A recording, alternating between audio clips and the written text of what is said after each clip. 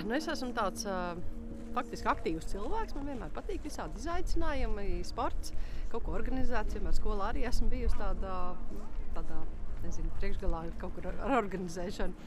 Un par ziemas peldēšanu bija tā, ka vienu rītu kaut kādus gadus 12 atpakaļ es ar riteni, es parasti uz darbu braucu ar veldspēdu.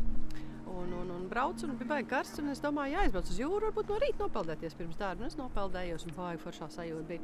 Un tad es sāku tā darīt katru rītu, un tad rudenī man pievienojas vēl kolēģis no darba. Un tad mēs domājām, varbūt tās jāmēģina, cik ilgi mēs no rudenī varam braukt, peldēt no rīta.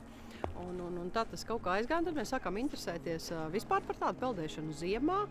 Un izrādās, ka Latvijā vēl visur, kur notiek šāda kustība, un tā tas arī kaut kā aizgāja.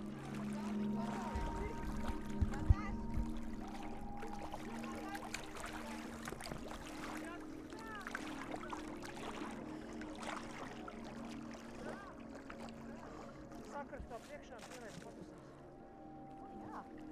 Jā, un tev arī...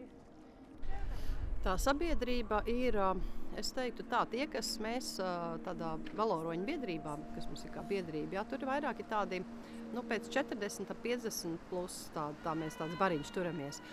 Savukārt šeit uz Beberliņiem peldēt, es skatos, nāk arī jaunieši, jaunāki cilvēki. Viņi nāk varbūt arī darbdienās no rītiem vai tā atsevišķi. Viņi negrib tā pulcēties tādā, paši savā pulciņā.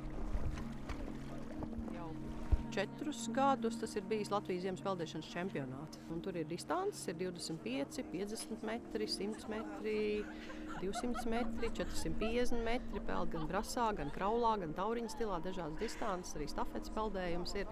Un tad ir izveidoti, ja ir ledus, tad ir rāliņas tāds izveidots, ir 5 celiņi. Šobrīd esam tik jau tādi izauguši gan velo aktivitāžu ziņā, gan peldēšanas, gan arī vasarā peldēšanu. Mēs organizējam sacensības un paši piedalāmies atklātā ūdenī. Arī dažādas velo aktivitātes, gan izaicinājumi, gan tādi orientēšanās sacensības. Protams, slimo. Tas ir mīts, ka droņi neslimo, tā tas nav. Slimo, bet ātrāk tiek organisms galā ar to visu. Un vēl ļoti arī mentāli norūd, jo tev ir fiziski, tā kā mentāli jāsagatavojās ieiešanai tajā ūdenī. Protams, ir jāskatās, ja ir kaut kādas sirds asinsvadu saslimšanas, kad tomēr neiesaka, jo ejot augstā ūdenī ļoti mainās spiediens, asins spiediens, tāpat kā pirtī ejot, ja? Un tur jāskatās, vai tu esi tam gatavs. Katrs organisms varbūt citreiz, tu dari kaut ko, kas tev nav labi, bet ja tu esi tam gatavs un tu to gribi, tu pārvari sevi un tu tiec ar to galā un varbūt pat ir labi. Un ziemas peldēšanā galvenais ir, lai tu esi galvā gatavs.